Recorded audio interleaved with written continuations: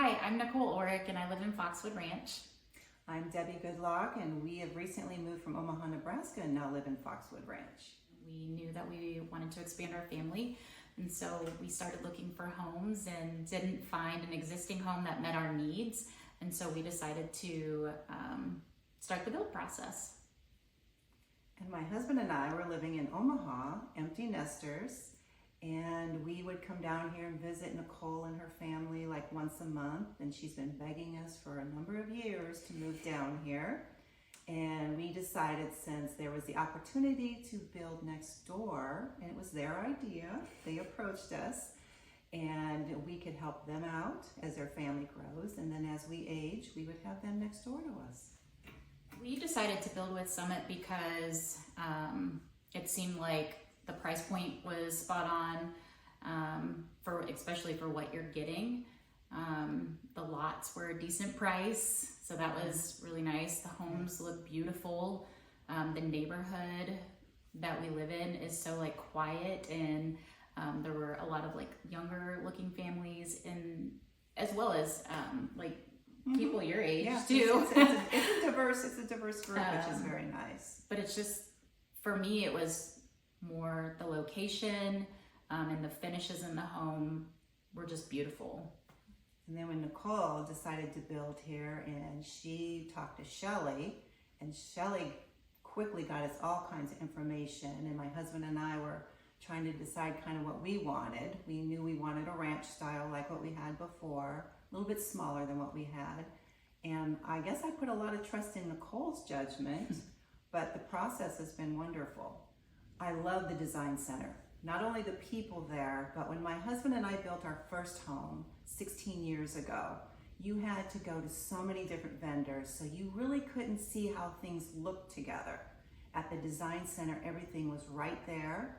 You kind of told the designer your vibe, and she was wonderful. She kind of got what we wanted and helped us so much, and we love our finishes. Yeah, I really liked the survey that we took at the very beginning to kind of get a feel for what my style was. And I think, they match you up with somebody who has a similar vibe as you. I worked with Megan, and she was amazing. Anytime I was on the fence about something, I would just look at her and say, what's your honest opinion? Tell me, does this look bad? And she'd be like, yeah, maybe go this way. And I absolutely love everything about my home. Everything looks amazing. And like my mom said, it was so cool to see all of the selections that you picked together all at once. Made it so much easier. Yeah. So much. Still living in Omaha. So of course, we always swore we would never build from afar again, because our first house, we were living in California still. And that experience was a little kind of a nightmare. Building here, Mike was so good about giving us a phone call every Friday to give us an update. And then I also had my daughter and my son-in-law who were so kind to take pictures for us, as was our realtor. So I felt like we just were kept in the loop a lot better. Yeah, I would say the communication from Mike and Shelly weekly was key for us. I've had several friends who have built and just had nightmare stories about, time frame and, selections. And I can honestly say that Mike and Shelly sat down, and on Fridays we could get a call. And if we didn't get a call, we got a text at least. So that was, super, super helpful. We also were able to get into the house pretty much anytime we wanted to see the progress, which was really cool, up until that first walkthrough with Mike. I think it's funny because when I tell people that my parents built right next door, some of their expressions on their faces would tell you, oh, that would never be me. But I have a really good relationship with my parents. They're two of my best friends.